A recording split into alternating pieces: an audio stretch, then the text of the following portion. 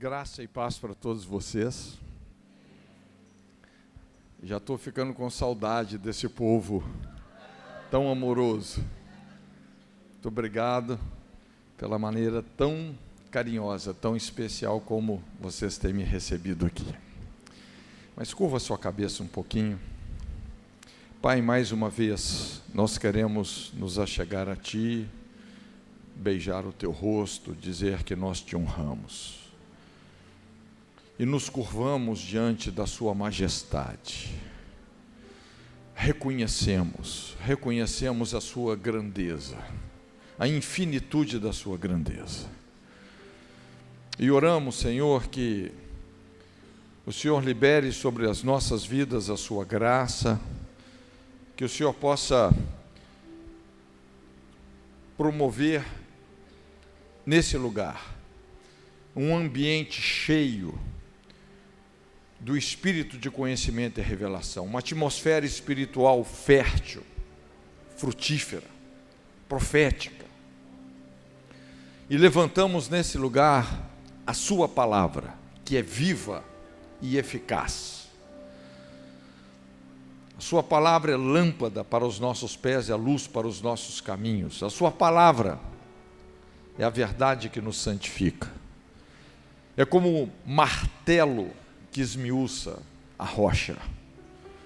Passarão os céus e a terra, mas a Sua palavra jamais passará. Que o Senhor possa liberar sobre as nossas vidas a Sua palavra. Nos colocamos como terra diante dessa semente.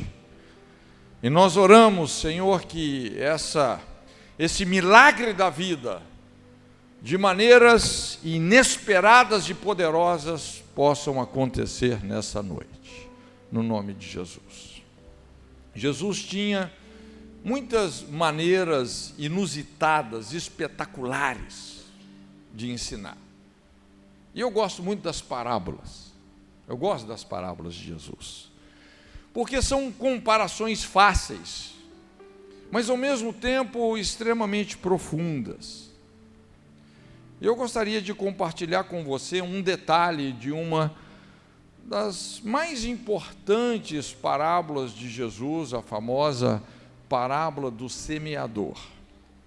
E eu reconheço essa parábola como sendo uma parábola de fato importante, porque ela nos é narrada em 3 dos 4 evangelhos. Então, Mateus, ele narra sobre a parábola do semeador, Marcos e também Lucas. E é uma parábola, de certa forma, extensa, que fala sobre o poder dessa semente, que depois, quando Jesus explica, porque é uma parábola que Jesus dá muitas explicações sobre ela, não é? Ele explica que essa semente é a palavra de Deus, mas que essa semente realmente precisa de ser abrigada. E, de certa forma, ele está nos comparando como uma terra que tem esse poder, o poder de um útero, um poder de interagir com a voz de Deus, com a palavra de Deus, de tal maneira a chamar à existência as coisas que não existem. Então, eu queria falar um pouquinho sobre fé e frutificação. Então, Jesus fala aí sobre 4 tipos de terra, e eu quero pegar apenas um tipo de terra aqui, porque ele fala sobre a semente que caiu à beira do caminho, um lugar que é pisado, endurecido, a semente que caiu num solo pedregoso, a semente que caiu entre espinhos, mas Jesus fala de uma semente que caiu em boa terra, e é sobre essa semente que eu quero falar com você, porque você é boa terra, senão você não estaria aqui, não é? Você é boa terra. É interessante que Mateus, quando ele narra essa parábola, a explicação que ele dá, a maneira como ele narra esse aspecto, ele fala assim, né, lá em Mateus 13, 23, mas o que foi semeado em boa terra é o que ouve e compreende a palavra. E dá fruto. Um produz 100, outro 60 e outro 30 por um. Marcos, quando faz a narrativa da semente que caiu em boa terra, ele coloca algo assim um pouco diferente. Ele fala assim: aqueles outros que foram semeados em boa terra são os que ouvem a palavra e a recebem. Ouvem e recebem, e dão fruto a 30, 60 e 100 por um. E Lucas narra de uma outra maneira. Ele fala assim: aqui caiu em boa terra, são os que, ouvindo a palavra, conservam num coração honesto e bom e dão fruto com perseverança. Então, quando a gente olha para essas três abordagens, a abordagem de Mateus, Mateus 13, 23, a abordagem de Marcos, Marcos 4, 20, e a abordagem de Lucas, ali em Lucas 8, 15, então nós temos aqui uma dinâmica de fé e frutificação, que se fundamenta nisso daqui: ouvir e compreender.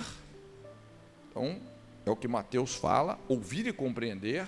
Marcos fala sobre ouvir e receber, e Lucas fala sobre ouvir e conservar a palavra. São as dinâmicas da fé. E como diz o apóstolo João, essa é a vitória que vence o mundo, a nossa fé. Você não tem que ter fé para vencer. A fé já é em si mesma a vitória.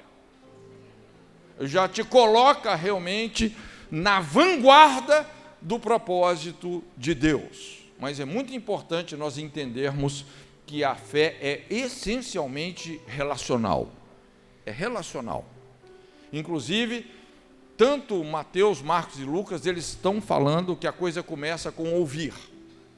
E ouvir, talvez, para quem se tornou uma pessoa madura na arte de relacionar, talvez é a coisa mais importante. Até a nossa anatomia nos ensina sobre isso.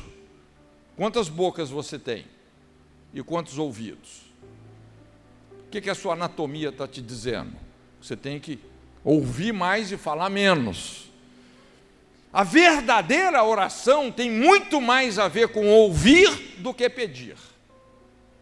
Muito importante a gente entender essa dinâmica de como o reino de Deus funciona, mas a fé é relacional.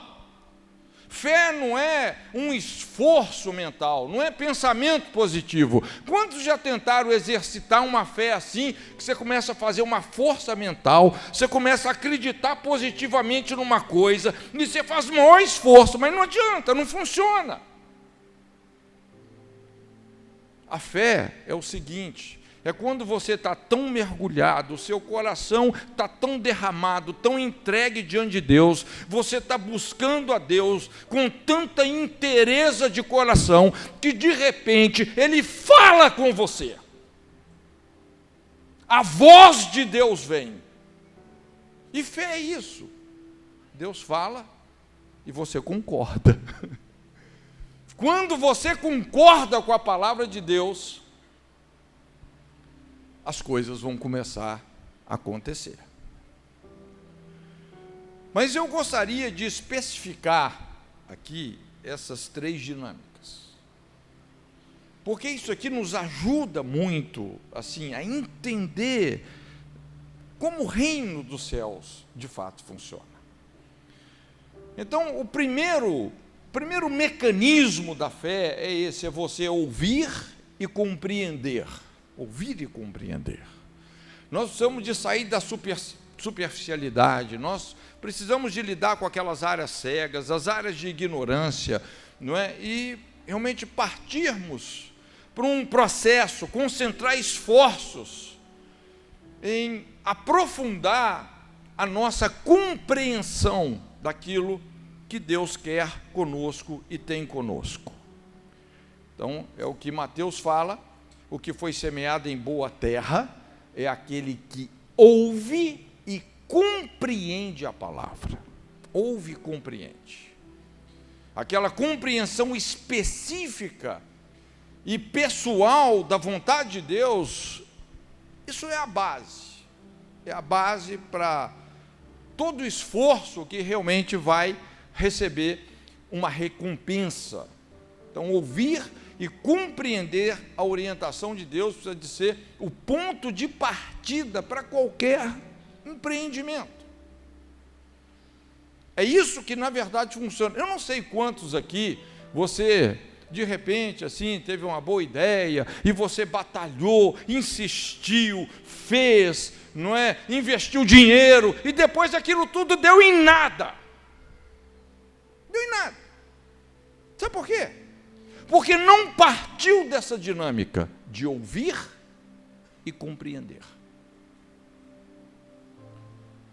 Não partiu de uma compreensão da vontade de Deus. Então é interessante que Paulo, em Efésios 5,17, ele fala assim: por isso não sejais insensatos. Olha, não sejam espiritualmente insensatos, mas procurai entender qual seja a vontade do Senhor. Se tem uma coisa que nós precisamos de concentrar os nossos esforços, investir nisso, é em ouvir e compreender a palavra de Deus. Entender o kairós de Deus para esse tempo. Qual que é a palavra de Deus que Ele tem para você nesse tempo? Qual que é a palavra de Deus para o seu ministério? Então, quando você começa a desenvolver uma compreensão, você se relaciona com a palavra de Deus nessa profundidade, nessa dimensão de compreender a sua identidade ministerial, de compreender qual é a brecha da geração que Deus quer te colocar. Procurei alguém que estivesse na brecha. O verdadeiro conceito de necessidade é a brecha que Deus está te revelando. Todos os livros que eu escrevi, hoje eu estava conversando com o pessoal, falei, olha, todos os livros que eu escrevi partiram de um esforço intencional nesse sentido, de compreender uma brecha.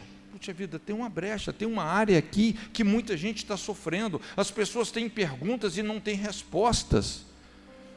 Então, de repente, quando você discerne aquele gap, aquela lacuna, aquela brecha, e é Deus que está te mostrando isso, Deus está te revelando uma necessidade específica de alguém, de uma geração, de uma nação, e você entra, você converge o seu potencial ministerial com o discernimento da brecha, não tem como você se tornar relevante.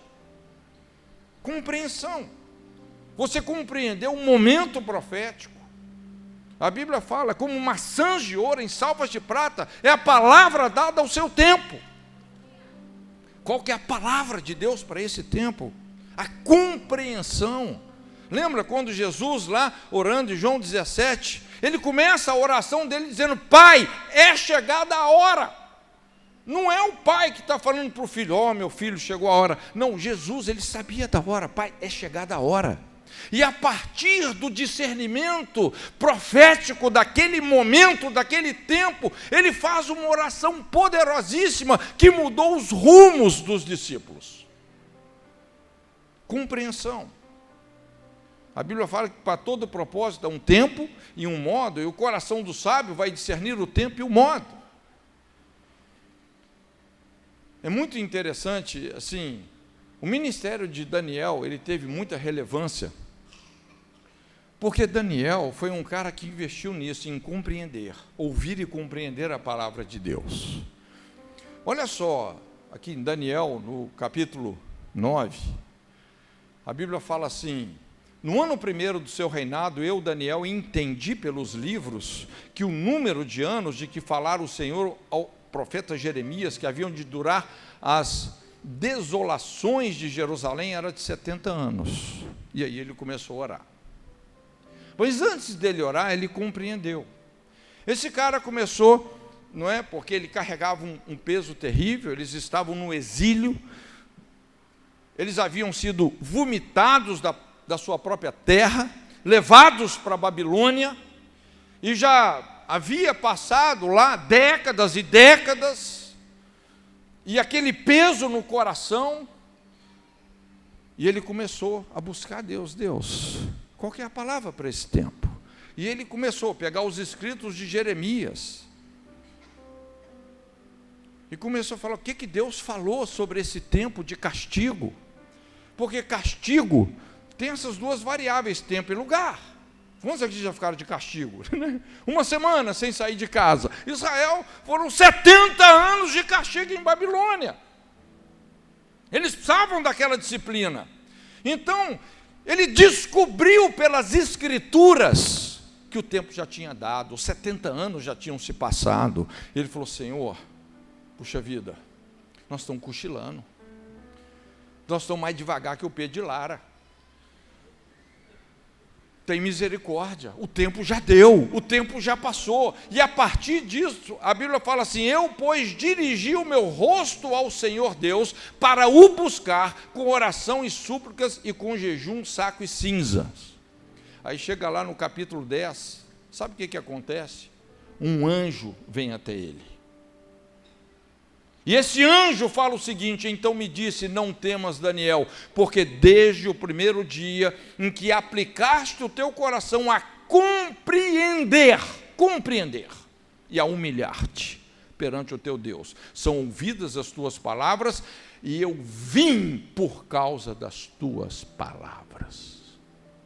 Desde o primeiro dia que você priorizou isso, que você aplicou o seu coração em compreender e humilhar-se, uma chave virou. E por causa desse tipo de esforço, dessa inteligência, dessa compreensão que Daniel teve naquele momento da história, ele tirou toda uma geração que estava no cativeiro. A partir disso, mudou o curso de uma nação. Simplesmente porque ele ouviu e compreendeu. Ouvir e compreender. A segunda dinâmica da fé é você ouvir e receber. Receber. É o que Marcos fala: aqueles outros que foram semeados em boa terra são os que ouvem a palavra e a recebem e dão fruto. 30, 60, 100 por 1. Fé, na verdade, tem muito a ver com isso, com você receber a palavra, com você concordar com a palavra de Deus. É uma definição simples. Fé é você agir à altura daquilo que Deus falou especificamente com você. Se Deus não falou, olha, né, não adianta você querer forçar, fazer um esforço mental, não é? Vai ser presunção, tá? Agora, se Deus falou algo com você, aí nós precisamos de agir à altura dessa palavra. É muito interessante que a gente via assim que Jesus tinha uma intimidade que assim a gente não consegue ter muito com o Pai, mas era impressionante a conexão dele com a palavra de Deus.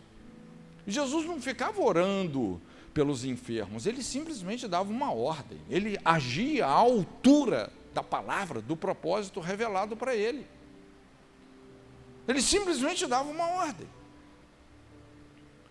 Então a fé, ela funciona assim: você age à altura daquilo que Deus te mandou fazer, daquilo que Ele te falou, do discernimento que Ele te deu. Quando Jesus conta aquela parábola do grão de mostarda, Jesus ele fala, a questão aí, veja bem, não é o tamanho da sua fé, mas é o fato de você exercitá-la. Ele fala, ó, a semente de mostarda, não sei se você já viu uma semente de mostarda, mas parece uma poeira. Se a sua fé for do tamanho de um grão de mostarda, uma coisa assim minúscula, Mas, se você disser a esse monte, arranca daqui e vai para lá, isso vai suceder. Porque a questão não é o tamanho da sua fé, é a coragem de exercitá-la. Mas você precisa de ter a palavra de Deus. Você tem que ouvir.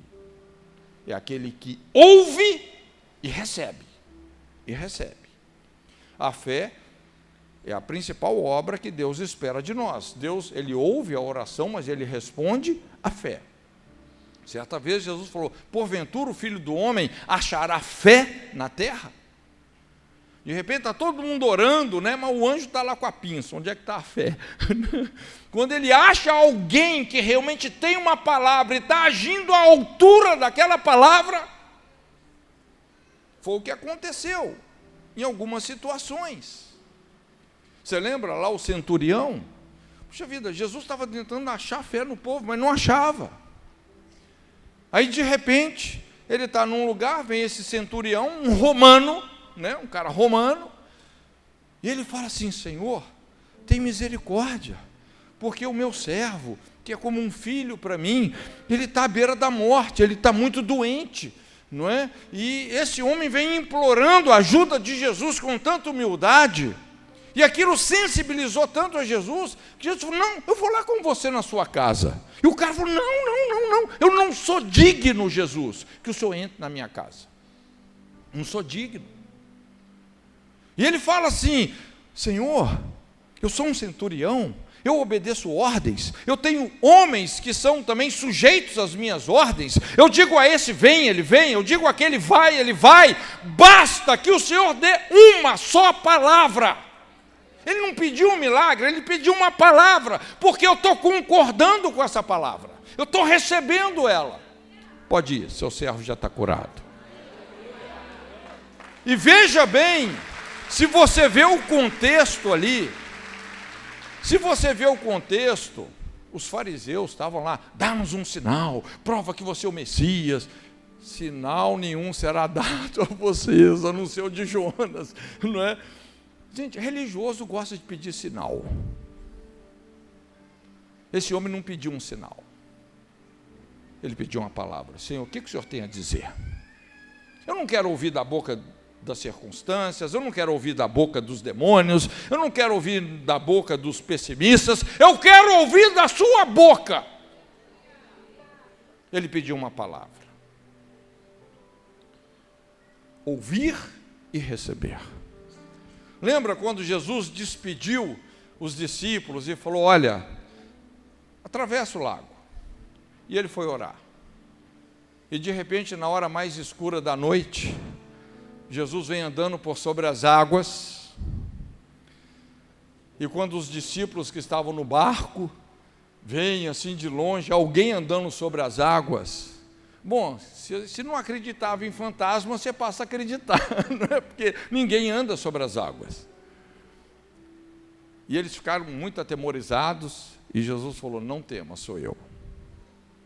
E Pedro, né, aquele jeitão tempestuoso dele, Pedro fala: Senhor, se és tu mesmo, olha só o que Pedro está pedindo: manda que eu vá ter contigo por sobre as águas. Me dá uma palavra. E Jesus deu: vem. E Pedro andou sobre a palavra. Ninguém anda sobre as águas. Ele andou sobre a palavra. Vai tentar andar sobre as águas para você ver o que acontece. Agora, se você tem uma palavra, meu querido, você anda. Você vai quebrar a gravidade e qualquer outra lei aí, não é? Você vai experimentar o sobrenatural. Pedro recebeu. Só que ele ficou meio apavorado com as ondas e largou a palavra. Quando ele largou a palavra, quando você larga a palavra, você afunda. Mas ainda bem que Jesus te levanta. Ouvir e receber.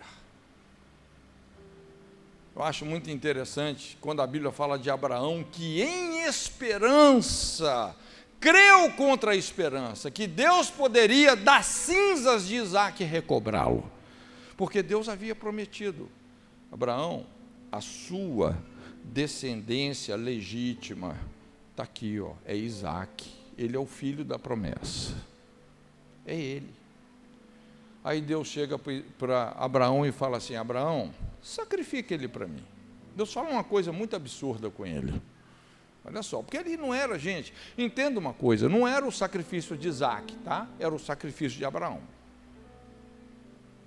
Quem estava indo para o altar não era Isaac, era Abraão.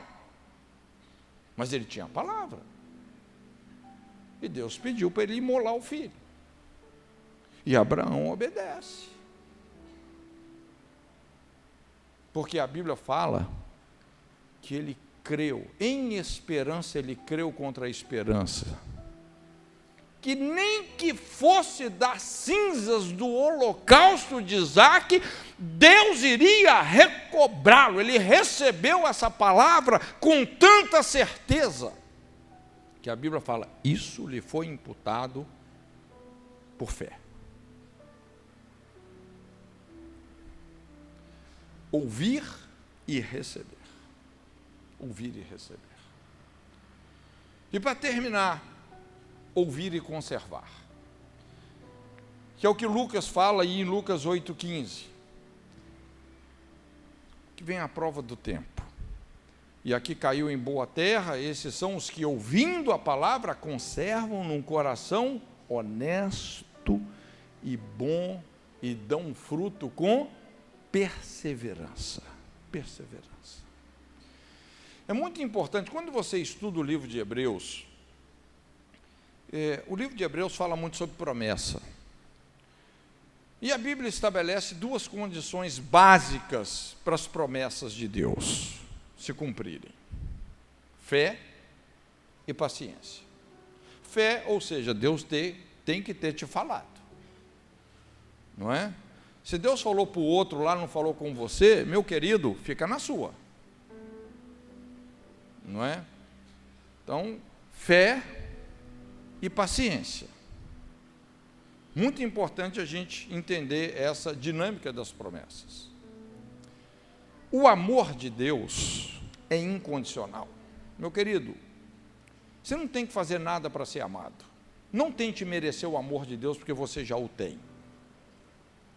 Ele te ama. Não tenta ficar merecendo o amor de Deus. Por isso que ministério, o nosso serviço, nunca pode ser um pedido de amor, tem que ser uma expressão de amor. O amor de Deus é incondicional, Ele te ama, mas as promessas são condicionais.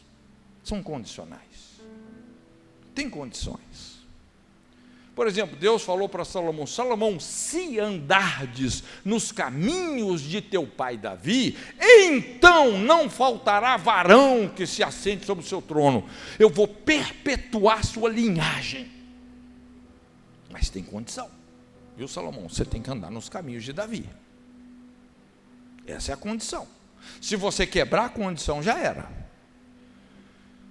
Então, na verdade, a promessa carrega uma didática muito importante, simples, mas muito importante. Porque quando Deus nos dá uma promessa, ou quando eu e você fazemos uma promessa para um filho, ou para quem quer que seja, você está encorajando essa pessoa a passar por um processo que ela não estaria disposta a passar se não fosse pelo incentivo da promessa. Sim ou não?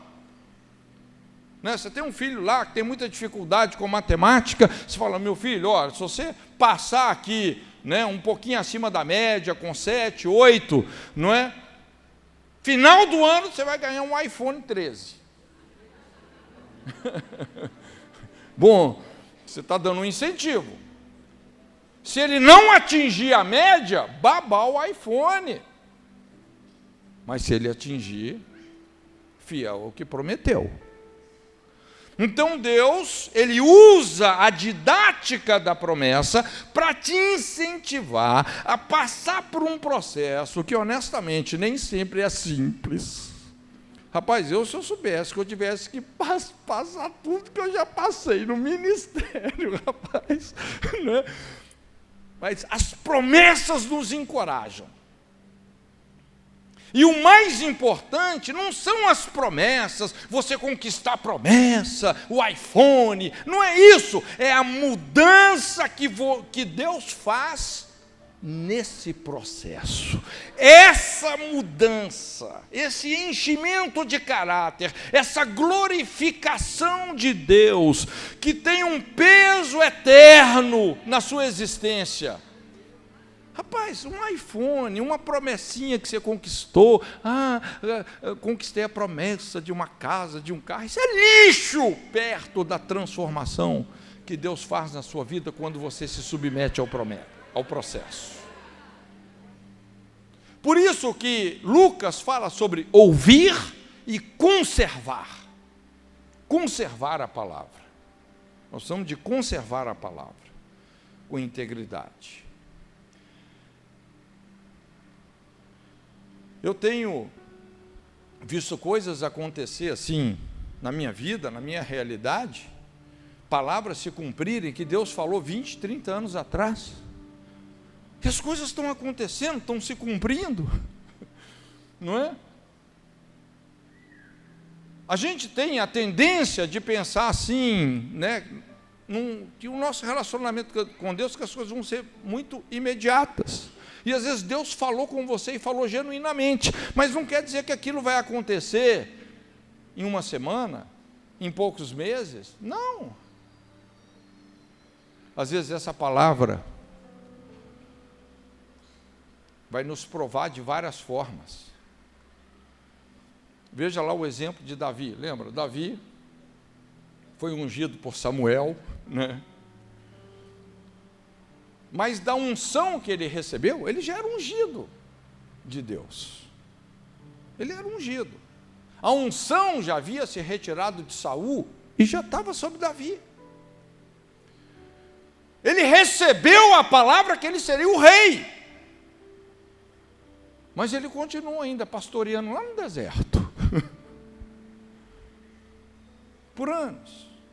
Anonimamente, ele mata o leão, o urso, para defender o seu rebanho. Depois ele vence uma guerra, degolando Golias, que estava fixando uma afronta contra todo o exército de Saul, e ninguém tinha coragem de enfrentá-lo. Depois de 14 anos, ele conservou essa palavra. E as coisas foram acontecendo. Até que essa palavra se cumpriu. Isso fez dele um homem segundo o coração de Deus, porque ele conservou a palavra. Um coração honesto e bom como o coração de Deus. Se você vê o exemplo de José, José teve um sonho, ele teve uma palavra assim, aparentemente absurda, não é? Que o mundo inteiro se curvaria diante dele. Inclusive ele viu o sol e a lua se curvando diante dele, os pais se curvando, os irmãos se curvando diante dele. Ele teve uma visão, ele teve uma palavra, Deus falou com ele. Mas ele só alcançou o propósito da sua vida depois de muita coisa. Ele foi lançado numa cova, foi vendido para os ismaelitas, foi caluniado pela esposa de Potifar, passou lá pelo famoso seminário da masmorra, uns 12 anos preso por conta de uma calúnia. E eu vou te falar, fé é você não perder a confiança no caráter de Deus, mesmo quando você está sofrendo injustiças. José suportou, ele suportou todas essas provas.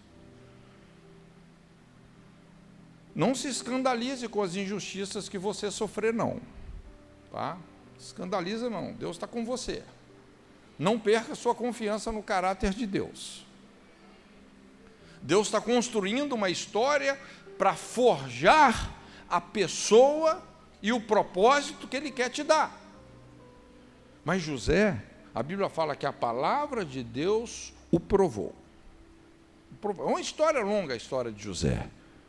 até que Deus mudou a sua sorte e fez dele Zafinate Paneá, o salvador do mundo, o homem que tinha o trigo fino para as nações, porque ele ouviu e conservou. Ouvir e conservar. Eu acho muito interessante o exemplo de Gideão. Não tem problema você provar uma palavra que Deus te dá, não, tá? Mas a palavra vai te provar também. Você lembra quando Israel estava numa situação muito ruim, porque os midianitas, eles invadiam a nação de Israel e simplesmente assim roubavam a colheita das pessoas, roubavam os grãos. E Gideão, a Bíblia fala que ele estava malhando o seu trigo no lagar, ou seja, em outras palavras, ele estava escondido, com medo, porque a qualquer hora poderia vir ali uma tropa de midianitas e simplesmente fazer um arrastão, levar tudo que ele tinha. E de repente se manifesta um anjo de Deus e fala assim: homem muito valente. Acho que Gideão pensou, não deve ser comigo, que estava tremendo as bases lá. E ele comissiona Gideão: Gideão, é você que vai reverter o cativeiro de Israel, porque Israel estava subjugado aos midianitas. E ele recebe uma palavra. E Gideão falou assim: ô, senhor tem certeza? Eu estou te falando. E ele começa a provar a palavra. Tá bom, então tá bem, Deus. Vou colocar esse novelo de lã aqui. Aí eu quero que amanhã o novelo de lã esteja molhado e a terra seca. Aí eu vou, né? Vou crer. Chega no outro dia, ele pega o novelo de lã, espreme uma taça de água cheia. Aí ele fala: Senhor, fica com raiva não, Senhor, mas eu preciso provar de novo. Agora eu quero o contrário, o novelo seco e a terra molhada. Tá bom, Gideão. Chega no outro dia, está lá o novelo seco e a terra totalmente úmida. E aí a Bíblia fala que ele toca a trombeta pelos montes de Israel e ele ajunta em torno de 32 mil homens de guerra. E ali então ele está organizando um exército realmente para colocar um fim nos abusos dos midianitas.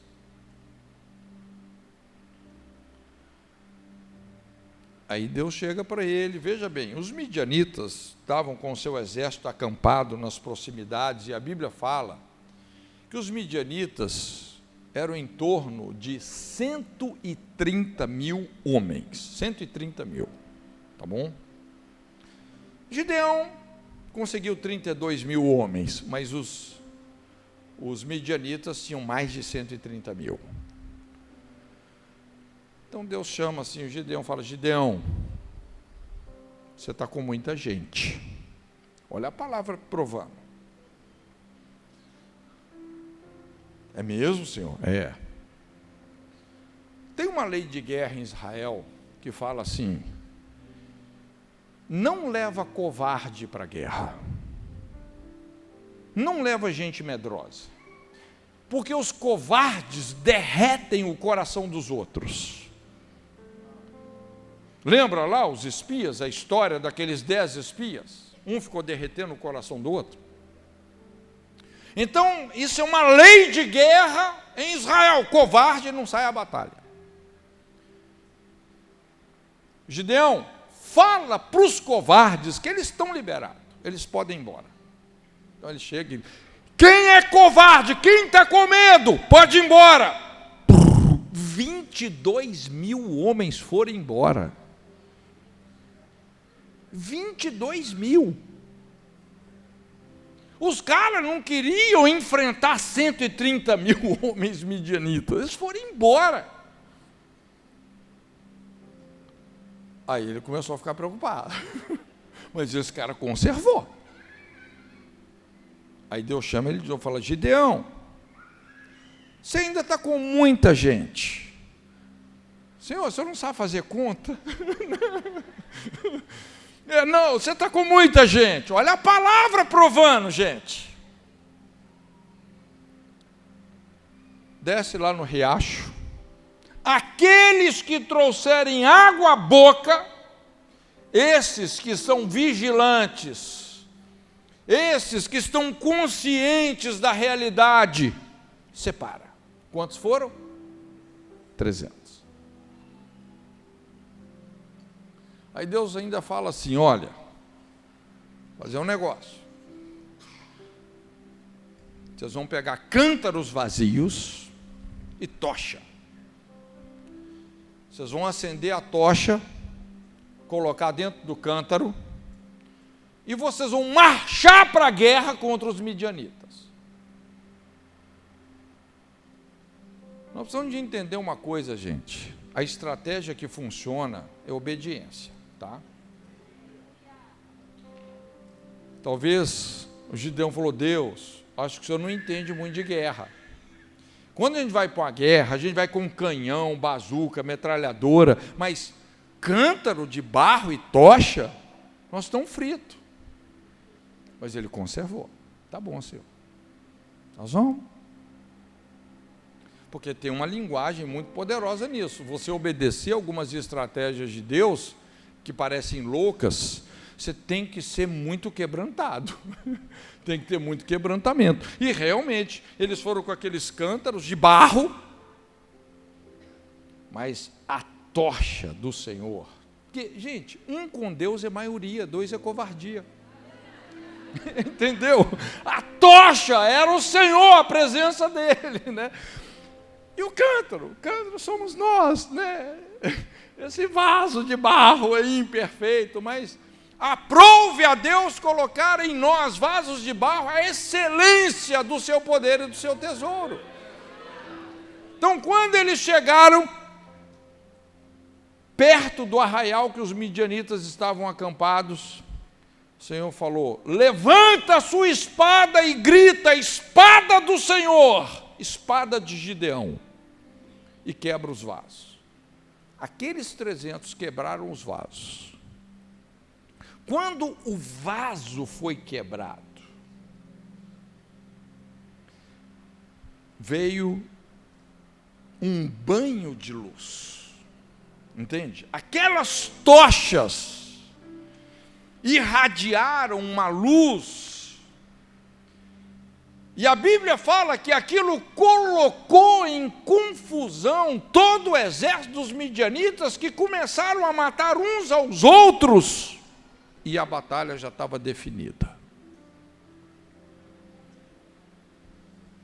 Nós temos aí um homem que ouviu a palavra, ouviu o chamado, ouviu o comissionamento e conservou. Não amarelou, ele conservou. Ouvir e conservar. Mateus fala que quando você ouve e compreende a palavra, que você vai produzir frutos a 100, 60 e 30 por 1. Você pode ir lá em Mateus 13, 23. Há uma regressão. Fala sobre 100, 60 e 30. Mas veja bem, quanto que é 30 por 1? É uma razão simples. 30 por 1 corresponde a 3.000%. 60 por 1, 6.000%, multiplica por 100 em cima, 100 embaixo, né? 100 por 1 é 10.000%. Você conhece algum investimento que dá isso? Gente, o reino de Deus é um reino de abundância. Deus é um Deus de favor. Estamos falando de abundância. Mas se você só ouve e compreende, você não recebe, você não conserva, vai haver uma regressão. Daqui a pouco, sua fé, você percebe que está indo para uma estagnação. Quando Marcos fala sobre ouvir e receber a palavra, a Bíblia fala que você vai produzir a 30, 60 e 100 por 1. Curiosamente, tem uma progressão. Porque se você ouve e compreende, ouve e recebe, você recebeu. Você está agindo à altura da palavra revelada especificamente para você. Cara, você vai de 30 por 1 para 100 por 1. Agora em Lucas, quando a Bíblia fala sobre ouvir e conservar, já não tem mais percentual, já não tem mais matemática que cabe aqui, gente. Você vai produzir com abundância e perseverança, desfrutando de um coração honesto e bom. Isso vai mudar você, vai mudar a sua essência de dentro para fora. Isso vai nos transformar. Isso vai mudar o nosso caráter. Vai haver uma glorificação de Deus. Fé é relacional. Por que é tão importante a gente buscar Deus? Por que é tão importante você criar um momento no seu dia para um relacionamento devocional com a palavra de Deus? Por que isso é tão importante? Por que é importante você fazer esse seminário do quarto que Jesus falou? Olha, quando você for orar, entra no seu quarto e em secreto busca Deus que te recompensará publicamente. Por que é tão importante esse relacionamento devocional? Porque quando você está buscando a Deus, você está criando a oportunidade. Você começa a dar atenção. E quando você dá atenção, Deus tem muito o que falar. Aí nós começamos a fazer esse exercício, a exercitar nossa audição espiritual. As minhas ovelhas ouvem a minha voz. Quando você tem uma igreja de gente que ouve a voz de Deus, compreende, recebe e conserva, nós vamos virar esse mundo de cabeça para cima. As coisas que os olhos não viram, que os ouvidos não ouviram, que tampouco subiu ao coração do homem, nós vamos começar a concretizar na nossa geração. Curva a sua cabeça em nome de Jesus. Pai, muito obrigado. Obrigado por esse povo lindo, maravilhoso. É o povo que o Senhor ama. Senhor, e nós queremos ter os nossos ouvidos atentos a Ti. Não só ouvir a sua voz, mas ouvir o seu coração. Como João fazia ao reclinar a sua cabeça no peito de Jesus e ouvir as batidas do coração de Jesus. Libera sobre a sua igreja a sua voz. Nós não queremos ser uma igreja religiosa de surdos e mudos. Pessoas que não te ouvem espiritualmente, que não têm relacionamento contigo. Que o Senhor possa suscitar o nosso espírito, Senhor, para um relacionamento vivo com a pessoa maravilhosa que o Senhor é. E que assim o Senhor nos abençoe e cumpra o seu propósito em nós e através de nós. No nome de Jesus. Deus te abençoe.